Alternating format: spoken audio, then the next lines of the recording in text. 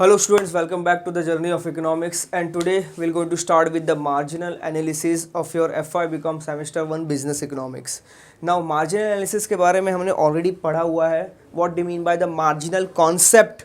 Marginal concept is nothing but the marginal revenue and the marginal cost which we are using for what? For calculating what exactly the marginal profit, and accordingly we are using these tools for the decision making. तो जो marginal cost और marginal revenue है, the marginal cost and the marginal revenue, ये दोनों revenues के concept हम use करते हैं बिजनेस डिसीजन मेकिंग में. Now since we are studying about the business economics class, हमारा जो टॉपिक है वो है बिजनेस इकोनॉमिक्स. और बिजनेस इकोनॉमिक्स जो है, इसमें इकोनॉमिक्स के टूल्स का हम यूज़ करेंगे बिजनेस से रिलेटेड डिसीजन मेकिंग के लिए. For making the decision related to the business, we're going to use what exactly your economic concept over here. अब कैसे यूज़ करना है ऑलरेडी हमने पढ़ा हुआ था. Now we're going to see the marginal analysis, जो कि जहाँ पे हम और आप यूज़ करने वाले हैं marginal cost और marginal revenue को. So basically marginal cost का मतलब क्या होता है? The additional cost incurred for the producing additional output. अगर मैं एक्स्ट्रा आउटपुट प्रोड्यूस कर रहा हूँ और उससे मुझे एडिशनल कॉस्ट इनकर्ड हो रहा है, तो वो हो गया आपका मार्जिनल कॉस्ट. और marginal revenue means what? Extra revenue जो मैं अर्न कर रहा हूँ by selling additional unit of a goods into the market. जैसे फॉर एग्जांपल, मुझे पता है हर दिन का मेरा कितना खपत है, हर दिन का मेरा कितना सेल है. So for example we are taking 100 units ले लो.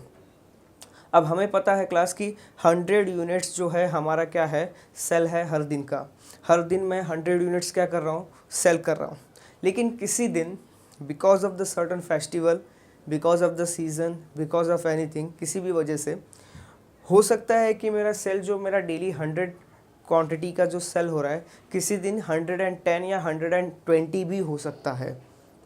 डिमांड बढ़ के 100 से 110 और 120 बढ़ सकती है.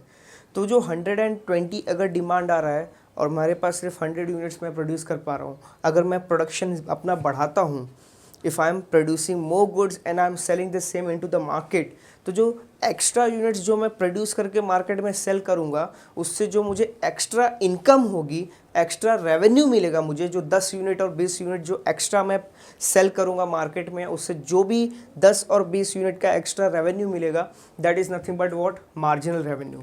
सो उसके basically will going to calculate the marginal revenue. तो each and every additional unit जो मार्केट में मैं सेल करूँगा, एक एक यूनिट, उसके पीछे कितना एडिशनल रेवेन्यू मुझे मिल रहा है, marginal revenue is that concept.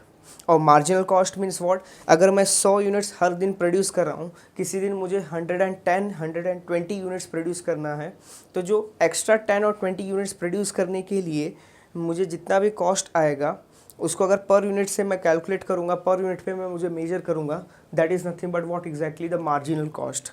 So marginal cost is nothing but the additional units produce and additional unit cost of a production incurred and additional units sold for which we are preparing the marginal revenue. So ये marginal concepts बहुत ही important है जो हमने बहुत study करने हैं detail में. The marginal decisions are taken not only by the individual, household and the firm, but it is also taken by the government. अब marginal decision कौन कौन लेता है? गवर्नमेंट लेती है, इंडिविजुअल लेते हैं, हाउस होल्ड लेते हैं और फर्म्स लेते हैं. Government may wanted to increase the existing tax rate और increase the public expenditure on education. अब हो सकता है गवर्नमेंट क्या फोकस करी हो, government wanted to increase the tax rate. Government क्या कर रही है? गवर्नमेंट को टैक्स रेट इंक्रीज़ करना है. जब गवर्नमेंट को टैक्स रेट इंक्रीज़ करना है या पब्लिक एक्सपेंडिचर इंक्रीज़ करना है, तो वहाँ पे मार्जिनल कॉस्ट और मार्जिनल रेवेन्यू का जो है कॉन्सेप्ट गवर्नमेंट यूज़ करेगी. अब वो कैसे करती है, जरा रीड कर लेते हैं. All this decisions involve the analysis of a marginal cost and marginal benefit. Any economic choices is based on the expected marginal और incremental benefit and the expected marginal cost of the actions under the consideration. And if the firm decides to increase the output, it will then have to work out the marginal cost of producing that additional unit of output and compare this cost with the marginal revenue. जो भी additional units हम जो produce करेंगे, suppose मैं businessman हूँ, मुझे 100 units मैंने क्या किया, प्रोड्यूस किया. अब 101, 105 और 110th यूनिट अगर मुझे प्रोड्यूस करनी है तो प्रोडक्शन करने के लिए मुझे कितना कॉस्ट आएगा, प्लस वो जो एक्स्ट्रा यूनिट्स मैंने प्रोड्यूस की हैं, वो जो एक्स्ट्रा यूनिट्स का जो मैंने प्रोडक्शन किया है उसको अगर मार्केट में मैं सेल करता हूँ तो मुझे कितना रेवेन्यू मिलेगा, that is nothing but what exactly your marginal revenue. So marginal cost और मार्जिनल रेवेन्यू दोनों कॉन्सेप्ट्स का यूज़ करके हम क्या करते हैं, यहाँ पे हमारा बिजनेस डिसीजन मेकिंग करते हैं। And then after if will going to see the rational firms will going to produce then additional output only if the marginal revenue will going to exceed the marginal cost. अब हम production कब करेंगे, जब हमारा marginal revenue ज़्यादा होगा किससे, marginal cost से। जब हमारा मार्जिनल कॉस्ट कम होगा और मार्जिनल रेवेन्यू क्या होगा, ज़्यादा होगा, तब जाके हम क्या करेंगे, एडिशनल यूनिट्स का प्रोडक्शन करेंगे। मान लो हम क्या करते हैं, let's take an example class. मान लो हम 100 यूनिट्स प्रोड्यूस करते हैं। कितना यूनिट्स प्रोड्यूस करते हैं, 100 यूनिट्स। और एक एक यूनिट हम कितने पे बेचते हैं, 80 रुपीज़ पर यूनिट के हिसाब से हम मार्केट में सेल करते हैं। 80 रुपीज़ पर यूनिट के हिसाब से हम क्या करते हैं, मार्केट में सेल करते हैं। और एक यूनिट का कॉस्ट ऑफ प्रोडक्शन है 60 रुपीज़ पर यूनिट। हमारा कॉस्ट ऑफ प्रोडक्शन कितना है, 60 रुपीज़ पर यूनिट। ये हमारा एग्जिस्टिंग क्या है, हमारा एग्जिस्टिंग एक्टिविटी है जो हम परफॉर्म करते हैं। मान लो कोई फेस्टिवल आ गया, किसी सीज़न के वजह से, किसी रीज़न के वजह से हमने 100 यूनिट्स की जगह पे 110 यूनिट्स का प्रोडक्शन कर दिया। अब 110 यूनिट्स का प्रोडक्शन जो हुआ उसमें जो एक्स्ट्रा 10 यूनिट्स हमने प्रोड्यूस की, क्लास 110 यूनिट्स हमने प्रोड्यूस की, जिसमें से अगर डिफरेंस हम फाइंड आउट करें तो जो एक्स्ट्रा 10 यूनिट्स मैंने यहाँ पे प्रोड्यूस किया है, अगर उसका मार्जिनल कॉस्ट अगर 60 है और मार्जिनल रेवेन्यू हमारा कितना है, 80 है, तो यहाँ पे आप देखोगे कि तो एक्स्ट्रा यूनिट्स प्रोड्यूस करने के लिए मुझे 60 रुपीज़ पर यूनिट का खर्चा करना है और 80 रुपीज़ पर यूनिट मुझे क्या हो रहा है, यहाँ पे रेवेन्यू हो रहा है। तो इन शॉर्ट यहाँ पे पर यूनिट का एक्स्ट्रा प्रॉफिट कितना हो रहा है मुझे, तो marginal revenue minus marginal cost जो कि आता है आपका कितना, 20 रुपीज़ पर यूनिट। तो when your marginal revenue additional unit, additional output जो तुम प्रोड्यूस कर रहे हो उसका अगर सेल करने के बाद अगर मार्जिनल रेवेन्यू तुम्हें ज़्यादा मिल रहा है as compare to the marginal cost of that additional unit, then वो क्या होता है, प्रॉफिटेबल होता है। तो वहाँ पे हमें बिजनेस करना चाहिए। अगर पर यूनिट यहाँ पे जैसे 80 रुपीज़ हमारा रेवेन्यू है और 60 रुपीज़ का हमने एग्जांपल में लिया है कॉस्ट है, तो बीच का डिफरेंस में 20 रुपीज़ का प्रॉफिट हो रहा है पर यूनिट। तो यहाँ पे हम क्या करेंगे, ये डिसीजंस एक्सेप्ट करेंगे कि हमें क्या करना है, ज़्यादा से ज़्यादा प्रोडक्शन करना है और ज़्यादा से ज़्यादा प्रॉफिट अर्न करना है। क्यों, क्योंकि marginal cost is less than marginal revenue और मार्जिनल रेवेन्यू हमारा ज़्यादा है किससे, मार्जिनल कॉस्ट से। तो जो भी बीच का डिफरेंस है that is nothing but what exactly your profit exactly. And MC and MR दोनों कॉन्सेप्ट्स का यूज़ बहुत ही इवेल्युएटिव, बहुत ही इंपॉर्टेंट डिसीजन मेकिंग के लिए किया जाता है। तो ये जो मार्जिनल एनालिसिस चैप्टर है, this particular concept, it is a very important one for us to understand. Now let's see the another one. If you're going to see thereafter, the next topic is nothing but what the various concept और the basic concept of a business economics. So basic जो tools use होते हैं, जो concepts होते हैं business economics में, ऐसे बहुत सारे वेरिएबल्स है, बहुत सारे कॉन्सेप्ट हैं जो हमारे लिए बहुत नए हैं जानने के लिए। इसके पहले जो 11-12 स्टैंडर्ड में हमने सीधा सिर्फ माइक्रो और मैक्रो का सिर्फ कॉन्सेप्ट्स पढ़े हुए हैं, national income, full employment, production, consumption, distribution, exchange, then aggregate demand, aggregate supply, ये सब ऐसे कॉन्सेप्ट्स थे जो बेसिक इकोनॉमिक्स से रिलेटेड थे। लेकिन अब जो हम इकोनॉमिक्स पढ़ रहे हैं, this is not a conceptual economics, this is applied economics. यहाँ पे हमें हर एक कॉन्सेप्ट्स को रीड करना है, वो कॉन्सेप्ट्स को हमें क्या करना है, प्रैक्टिकली अप्लाई करना है। सो जो एप्लीकेशन पार्ट के लिए कौन से वेरिएबल्स की ज़्यादा ज़रूरत पड़ती है, for applying the concept of economics, हमें प्रैक्टिकल लाइफ और बिजनेस डिसीजन मेकिंग में उसे अगर अप्लाई करना है, इम्प्लीकेशन करना है, for that there is a need of a certain concepts to understand. ये जो कॉन्सेप्ट्स है बहुत ही इंपॉर्टेंट है हमारे लिए समझना, तो वो हम अभी शुरू करने वाले हैं। जैसे पहला कॉन्सेप्ट आप अगर ध्यान दोगे यहाँ पे, तो पहला कॉन्सेप्ट है आपका there is nothing but variable. Now what do you mean by the variable? Variable का मतलब होता है कि जो जब भी हम रिलेशनशिप फाइंड आउट करते हैं किसी भी चीज़ों का, जब भी हम रिलेशनशिप फाइंड आउट करते हैं किसी भी चीज़ों का, तो वो चीज़ों को बोला जाता है वेरिएबल. जैसे हम स्टडी कर रहे हैं डिमांड और सप्लाई की, तो डिमांड, सप्लाई, प्राइस, ये सब क्या हो गया आपके वेरिएबल. अगर मैं स्टडी कर रहा हूँ relationship between national income and population, तो नेशनल इनकम और पॉपुलेशन दोनों आपका क्या हो गया वेरिएबल. सो वेरिएबल का मतलब होता है वो कॉन्सेप्ट जिसके बीच के रिलेशनशिप हम क्या कर रहे हैं यहाँ पे स्टडी कर रहे हैं. तो हर एक इंडिविजुअल कॉन्सेप्ट्स को बोला जाता है वेरिएबल. हर एक इंडिविजुअल कॉन्सेप्ट्स को क्या बोला जाता है, what we are calling over here, we are calling it as a variable. हम उसको क्या बोला जाता है, हम उसको बोलते हैं वेरिएबल्स. वेरिएबल्स का मतलब होता है वो इकोनॉमिक के कॉन्सेप्ट्स जिसको हम यहाँ पे स्टडी कर रहे हैं, जिसके बीच का रिलेशनशिप हमें फाइंड आउट करना है. सो द कॉन्सेप्ट्स जो हम स्टडी कर रहे हैं, the thing which we are studying, that is known as a variable. So economic theories and the models are constructed to explain the economic activity. हमने बहुत सारे इकोनॉमिक थियरीज और economic models अभी तक देखे हुए हैं और भी आगे देखेंगे. तो वो इकोनॉमिक्स के थियरी और इकोनॉमिक्स के मॉडल्स जो है वो हमने बनाए ही इसलिए है कि हम क्या कर सके, इकोनॉमिक एक्टिविटी को कंस्ट्रक्ट कर सके. And economic model is a simplified representation of the real world phenomena. And for the example, the law of demand is used to understand the relationship between the price and the quantity demanded. जैसे law of demand हमने पढ़ा है, law of demand में price, quantity, then law of supply में supply, price, quantity, supplied, employment, unemployment, inflation, recession, national income, population, poverty, ये सब चीज़ें क्या हैं, ये सब चीज़ें इंडिविजुअल लेवल पे they are calling, we are will go to call it as a variable. क्योंकि हर एक थियरी में हम क्या करेंगे, इनके बीच का रिलेशनशिप फाइंड आउट करने की कोशिश करेंगे. तो जो जो इंडिविजुअल कॉन्सेप्ट्स हैं इन्हें बोला जाता है variable. Since the real world is extremely complex and ever changing, it is necessary to build a model with some restrictions or the assumptions to understand the relationship between the different variables that matter. अब complex है, modern business world क्या है, बहुत ही complex है. Everything is interconnected with each other class. हर एक चीज़ क्या है, आपस में इंटरकनेक्टेड है. इंटरकनेक्टेड मीन्स व्हाट, जैसे आप देखो कि हमारी जो वर्ल्ड, हमारी इकोनॉमी है, हमारी जो इंडियन इकोनॉमी है, our economy is interconnected with the other countries economy as well. किसी भी अदर कंट्री में कुछ भी होता है तो उसका इम्पैक्ट हमारे इकोनॉमी पे भी होता है, हमारे मार्केट पे भी होता है, हमारे बिजनेस फर्म पे भी होता है और हमारे स्टॉक एक्सचेंजेस पे भी उसका इम्पैक्ट होता है.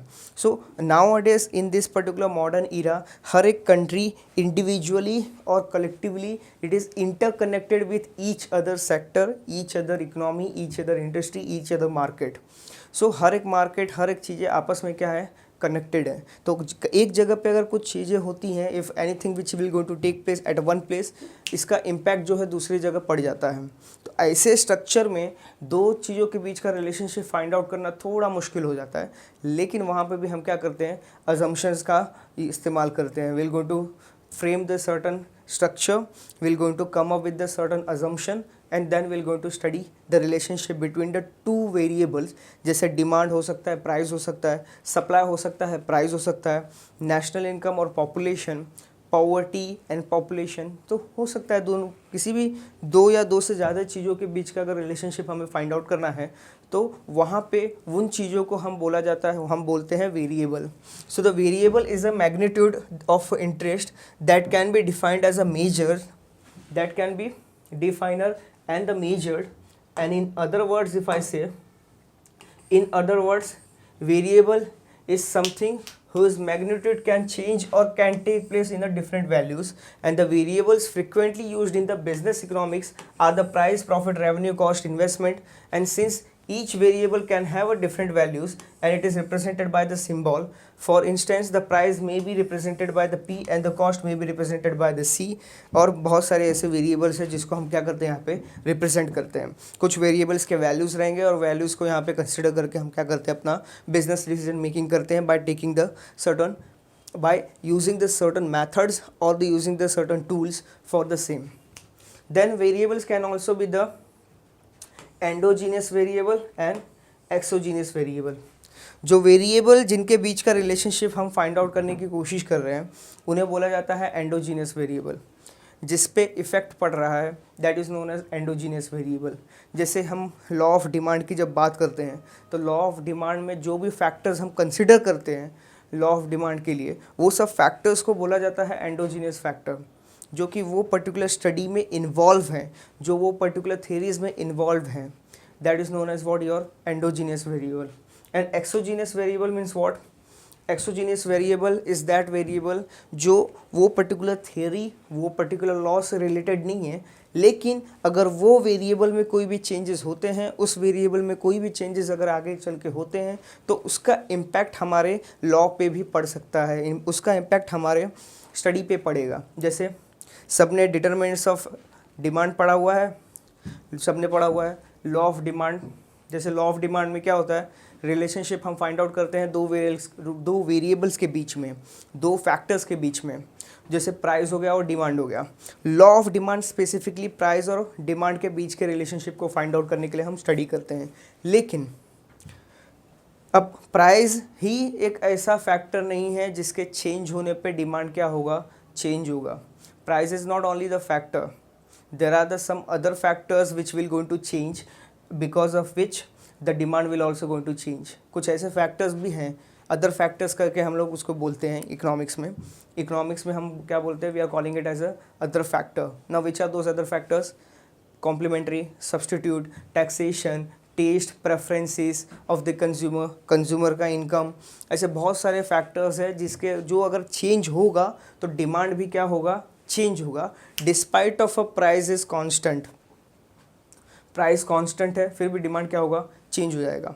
तो वो वेरिएबल्स जो हमारे फैक्टर्स को चेंज कर सकते हैं, वेरिएबल्स को इम्पैक्ट कर सकते हैं, अफेक्ट कर सकते हैं, बट स्टिल वो हमारे स्टडी के बाहर है, that is known as exogenous variable. जरा स्टडी करते हैं, just let's see what exactly is the case. Now the variables, it can be endogenous variable and the exogenous variable. Endogenous variable is a variable that is explained within the theory, and exogenous variable influences the endogenous variables, but the exogenous variable is itself determined by the factors outside the theory. जैसे best example मैंने आपको दिया, let's say अब जब हम बात करते हैं डिमांड और सप्लाई के बारे में, जब हम बात करते हैं डिमांड और लेट्स से डिमांड और आपका क्या हो गया, प्राइस। नाउ प्राइस और डिमांड दोनों को बोला जाता है एंडोजीनियस, दोनों को क्या बोला जाता है, एंडोजीनियस वेरिएबल्स, जिनके बीच का रिलेशनशिप हम क्या करते हैं, फाइंड आउट करते हैं। लेकिन कुछ ऐसे भी वेरिएबल्स हैं जो डिमांड को क्या करते हैं, इफेक्ट करते हैं, जैसे कंज्यूमर का इनकम,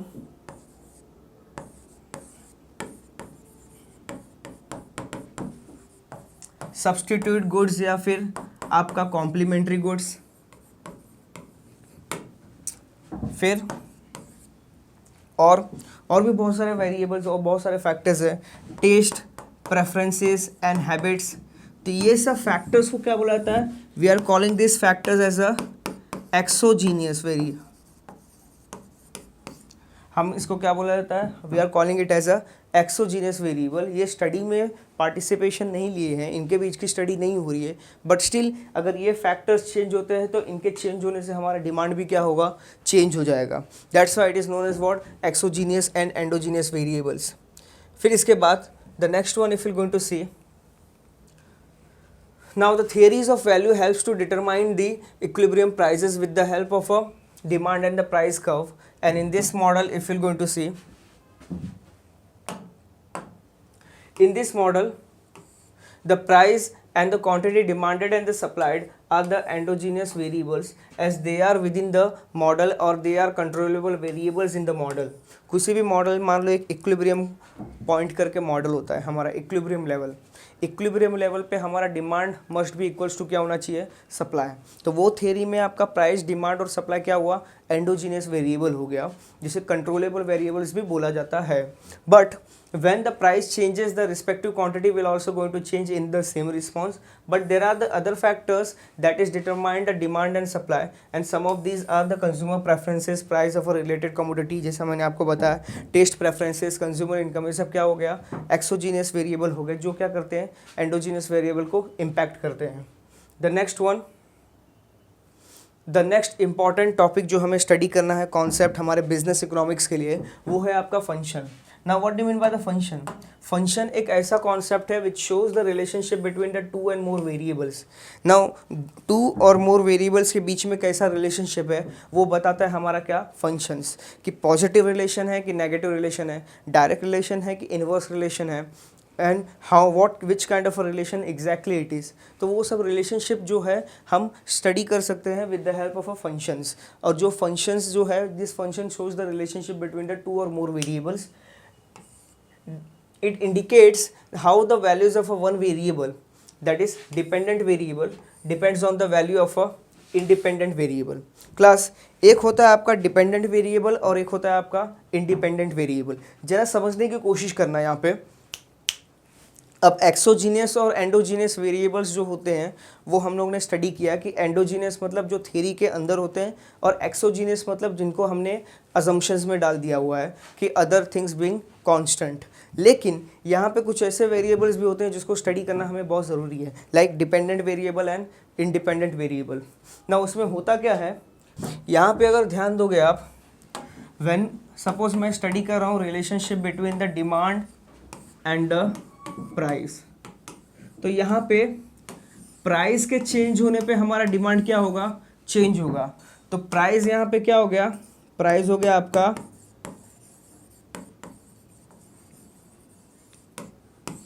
इंडिपेंडेंट वेरिएबल, और डिमांड क्या हो गया आपका dependent variable.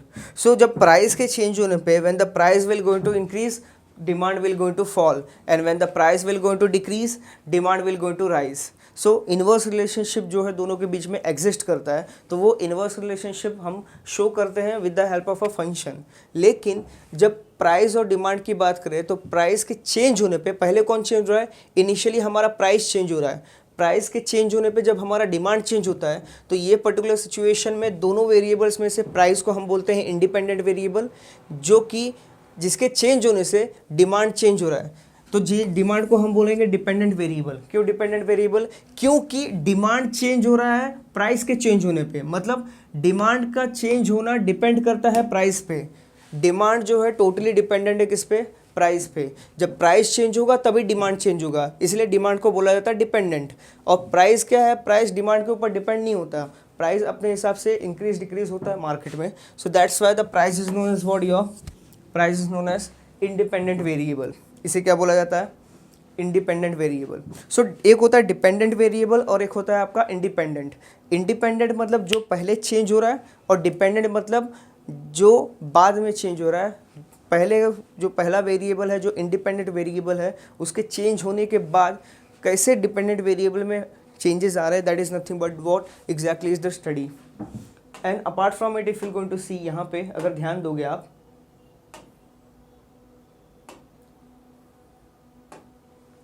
So function is what, function is that only. Function जो है आपका रिलेशनशिप बताता है किसके बीच में, एक इंडिपेंडेंट और डिपेंडेंट वेरिएबल के बीच का relation. It also shows how the value of a one variable can be found by specifying the value of a other variable. अगर हमारे पास इंडिपेंडेंट वेरिएबल की वैल्यू है तो हम डिपेंडेंट वेरिएबल की वैल्यू क्या कर सकते हैं, फाइंड आउट कर सकते हैं. जैसे the economics generally links the volume of a consumption by the households to receipt the disposable income which is left after the deduction of a taxes and additional transfer of income such as pension and subsidy.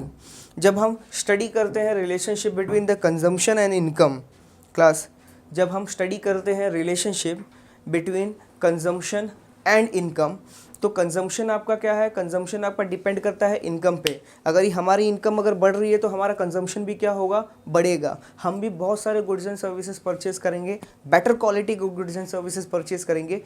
And will also going to focus on the more and more consumption. तो जैसे जैसे income बढ़ता है हमारा consumption भी क्या होता है, बढ़ता है, which is a direct relationship. अब ये इनकम जो होता है, this income is known as disposable income.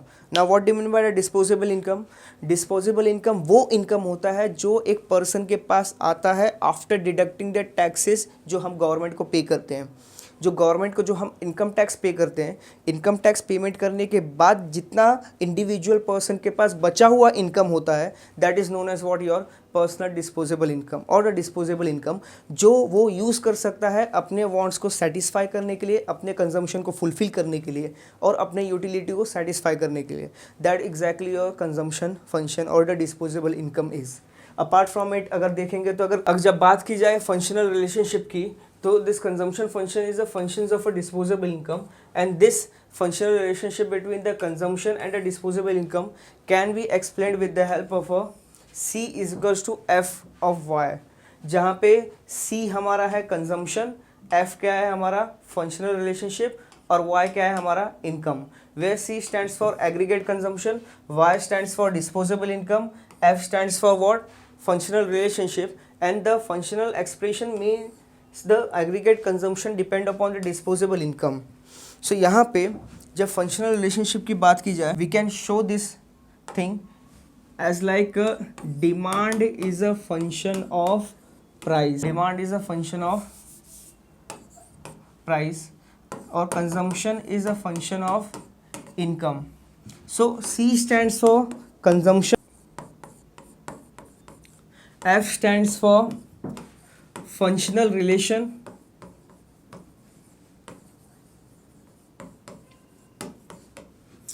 Y stands for income। Functional relation, income और C stands for consumption.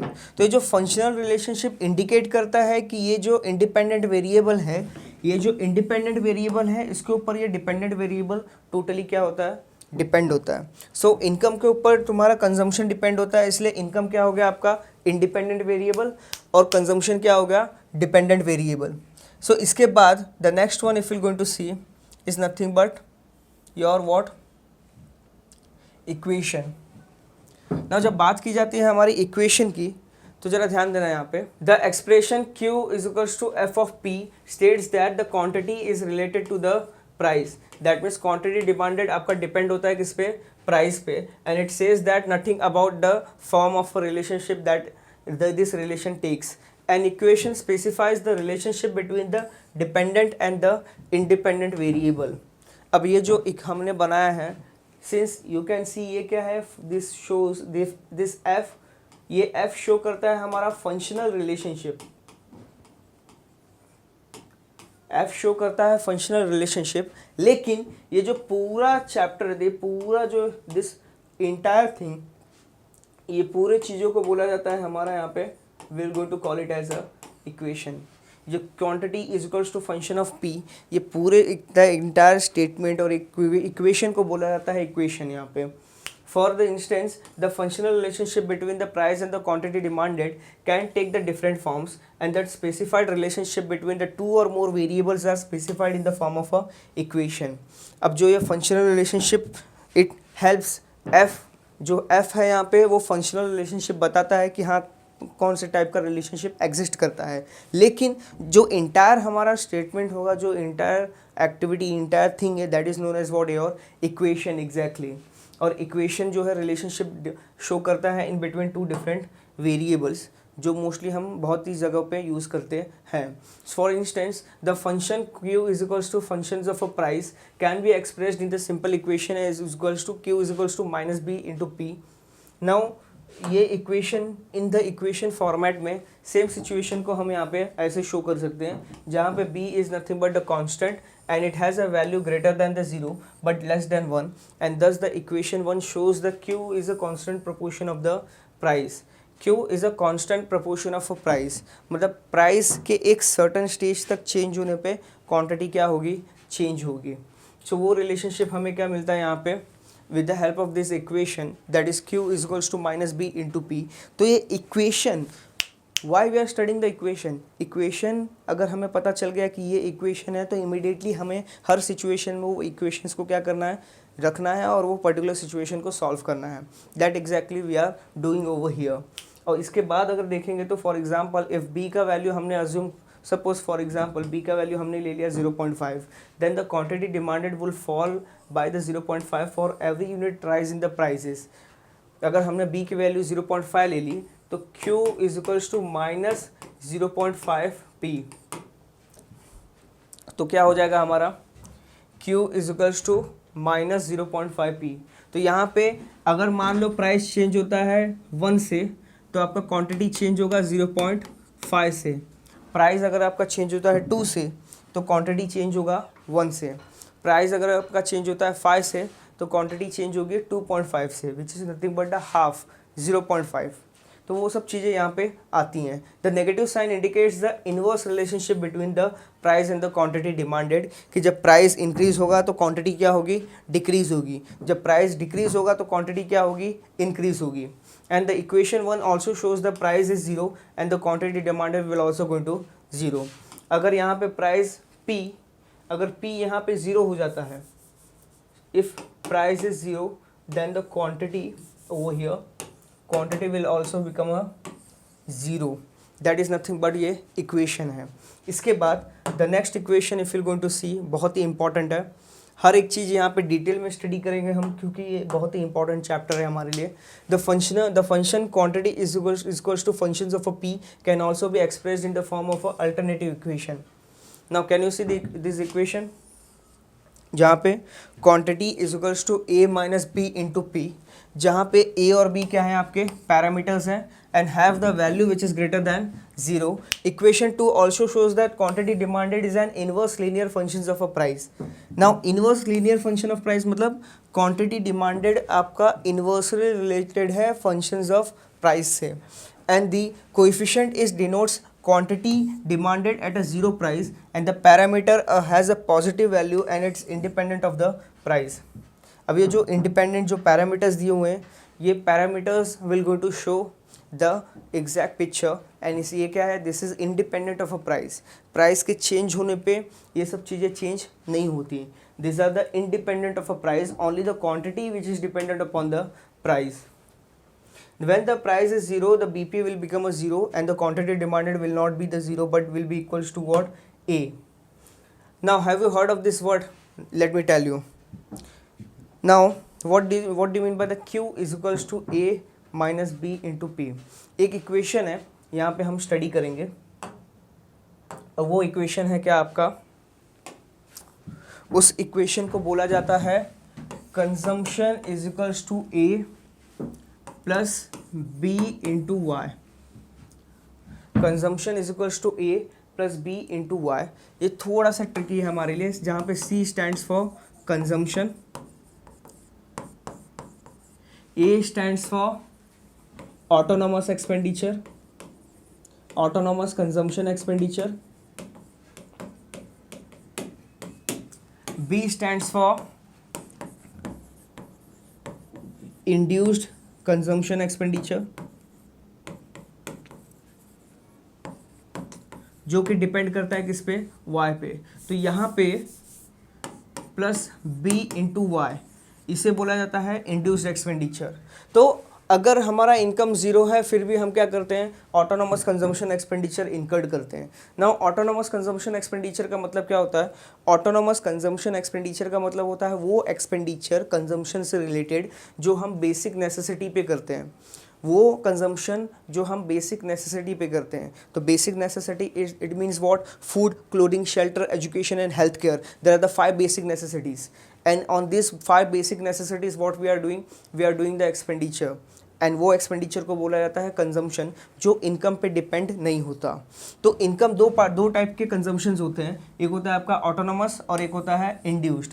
Induce का मतलब होता है वो एक्सपेंडिचर जो आपके बेसिक नेसेसिटी नहीं होती, वो या तो वो आपकी कंफर्ट होती है या फिर आपकी लग्जरी होती है, वो जिसके इनकम जो डिपेंड करता है आपके इनकम पे। ज़्यादा इनकम है तो आप बेटर क्वालिटी के परचेज़ करोगे, कम इनकम है तो कम क्वालिटी और इन्फीरियर क्वालिटी के परचेज़ करोगे, तो वो उस पर डिपेंड करता है, दैट इज़ इंड्यूस्ड एक्सपेंडिचर। तो ये भी क्या है, this is a kind of a equation, ये भी एक इक्वेशन ही है जो आपका रिप्रेजेंट कर रहा है, जो शो कर रहा है आपका relationship between the consumption and the income.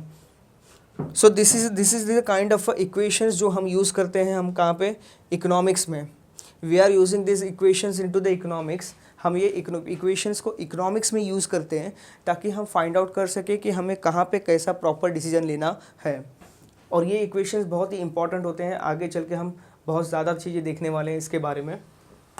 The next one, therefore the equation specifies the functional relationship between the dependent and the independent variable, and each equation is a concise statement of a particular relationship जो कि show करता है। Now the next one is economic data and a tool। Next topic है हमारा economic data और tool. अब economic data, बहुत सारे इकोनॉमिक डेटाज होते हैं जिसे हम क्या करना पड़ता है, हमें एनालिसिस करना पड़ता है, और after the making an analysis we are taking the decision and we are using those analysis, those outcomes in our business, and accordingly we are performing our activity. So economists make the use of evidence to test the relevance of the specific predictions of their theories and the models। बहुत सारे theories हैं economics में, बहुत सारे models हैं जो हम क्या करते हैं अपने business में use करते हैं। They also tries to explain an analysis and predict the observed real world economic behavior of the people, and to analyze the economic issues and the relationship between the variables, the economist uses the data। Now किसी भी दो चीज़ों के बीच का relationship, economy कैसे काम करती है, how the world economy is working, एक कंट्री में कुछ भी हो रहा है तो वो कैसे दूसरे कंट्री की इकोनॉमी को अफेक्ट कर रहा है, वो सब चीज़ों को स्टडी करने के लिए इकोनॉमिक्स यूज़ करते हैं इकोनॉमिक डेटा और इकोनॉमिक टूल्स का। बहुत सारे टूल्स हैं हमारे पास, बहुत सारे डेटाज हैं, वो डेटाज को क्या करते हैं हम टूल्स के हेल्प से हम उसको स्टडी करते हैं, ऑब्जर्व करते हैं, एनालिसिस करते हैं, और फाइनली हमारा कंक्लूजन आउटकम में देते हैं। So tools for the economic analysis, if you're going to see यहाँ पे, now what are the tools? The relationship between the variables can be expressed either in the words or in the numericals or in the schedule or in the table, in the mathematical equation or in the graph। जरा ध्यान देना, एक ही relation को, एक ही concept को हम बहुत सी चीज़ों में शो कर सकते हैं। जैसे अगर मैं बात करूँ रिलेशनशिप बिटवीन द वेरिएबल्स की, तो उसे हम शो कर सकते हैं वर्ड्स में भी। For example, if I wanted to talk about the relationship between the consumption and the investment, और द कंजम्पशन और income, demand and the price, तो उन चीज़ों को हम शो कर सकते हैं वर्ड्स में भी, नंबर्स में भी शो कर सकते हैं, इक्वेशंस में भी शो कर सकते हैं, शेड्यूल भी बना सकते हैं, टेबल भी बना सकते हैं, और ग्राफ में भी क्या कर सकते हैं, रिप्रेजेंट कर सकते हैं। तो graph will going to prepare the downward sloping demand curve, equations और फंक्शनल रिलेशनशिप ऑलरेडी हमने देखा, शेड्यूल और ग्राफ के बारे में आपने 12th स्टैंडर्ड में डिमांड शेड्यूल के बारे में पढ़ा होगा, मार्केट शेड्यूल और डिमांड शेड्यूल। तो ये सब क्या है, this are the certain tools जो हम यूज़ कर सकते हैं अपने डिसीजन मेकिंग के लिए। कभी कभी ग्राफ ज़्यादा इफेक्टिव होता है, कभी कभी मैथमेटिकल इक्वेशन ज़्यादा इफेक्टिव होता है, कभी कभी वर्ड्स ज़्यादा इफेक्टिव होते हैं, और कभी कभी न्यूमेरिकल इक्वेशंस इफेक्टिव होते हैं हमारे डिसीजन मेकिंग के लिए। Then the sentence explaining the direct relationship. Now the next one is what your, for example, the relationship between the quantity supplied of a commodity and its price can be expressed in the following ways. A sentence explaining the direct relationship, equation is nothing but this is how we're going to show the equation, table in the different level of a supply at a different prices, हम table show कर सकते हैं, और upward sloping, upward rising curve is on the price which is on the y axis and the supply on the x axis, हम क्या कर सकते हैं, ग्राफ शो कर सकते हैं। So this is how we have completed till what, fourth one, that is economic tools and the economic data। चार बहुत ही इंपॉर्टेंट बेसिक कॉन्सेप्ट है हमारे इकोनॉमिक्स के, जिसके बेसिस पे हम क्या करने वाले हैं, हम इकोनॉमिक्स के कॉन्सेप्ट्स को एनालाइज करेंगे and will going to use it in the practical business decision makings, and there are the various other things where we can use this particular concept. So till the time what all of you will going to do, you will going to revise the marginal concepts which is very important. And now these basic tools for the economics till the fourth point, and in the next point we're going to cover up in the next lecture. Till the time, all of you stay safe and be there with us in the journey of economics. Thank you.